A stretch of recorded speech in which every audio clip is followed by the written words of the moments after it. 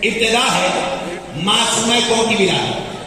وہ معصومہ قوم جن کے حوالے سے ہمارے پاس آگئے مریشی نجفی جن کی قبر بھی یہیں پہ نزدیک ہے، ان کے والد محترم ان کے ذریعے سے امیر المومنین کی زبان میں یہ جملہ ہم تک پہنچا، علیکہ بکریمت اہل بیت. یہ بیوی وہ ہے جس کے حرم میں آپ تشریف فرما ہے، یہ بیوی وہ ہے جو کریمہ اہل بیت ہے. یہ بیوی کریمہ اہل بیت ہے، یعنی کرامت یہاں پہ بھی آ رہی ہے.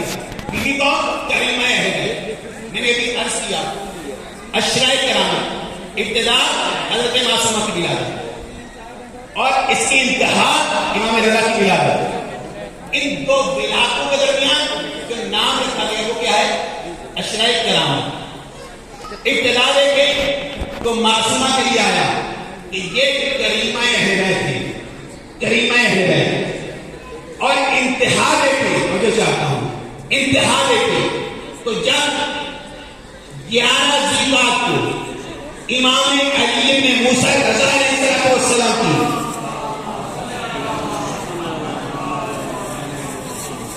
کی ولادت باسعادت ہوئی، ماں کون ہے؟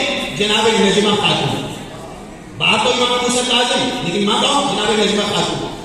جب امام رضا کی ولادت باسعادت ہوئی، امام کاظم مسکراتے ہوئے جناب نجمہ خاتون کے پاس تشریف لے کے آئے.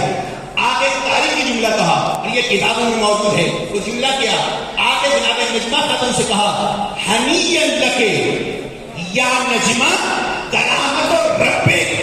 اے نجمہ خاتون تجھے کرامت پروردگار کی مبارک دیتا ہوں، تجھے کرامت پروردگار حنیًا لکا. یہ جملے ذہن میں رکھیے گا.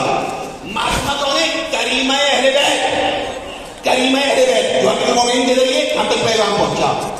اور امام رضا کون؟ کرامت پروردگار. حنیًا لکا یا نجمہ کرامت ربک. اے نجمہ تجھے مبارک ہو کرامت پروردگار. اب میں لفظ بدل رہا ہوں. بہن کریمہ اہل بیت، بھائی کرامت پروردگار. یہ فرمائیں گے آپ بہن کریمہ اہل بیت، کرامت یہاں پہ بھی ہے، بھائی کرامت پروردگار.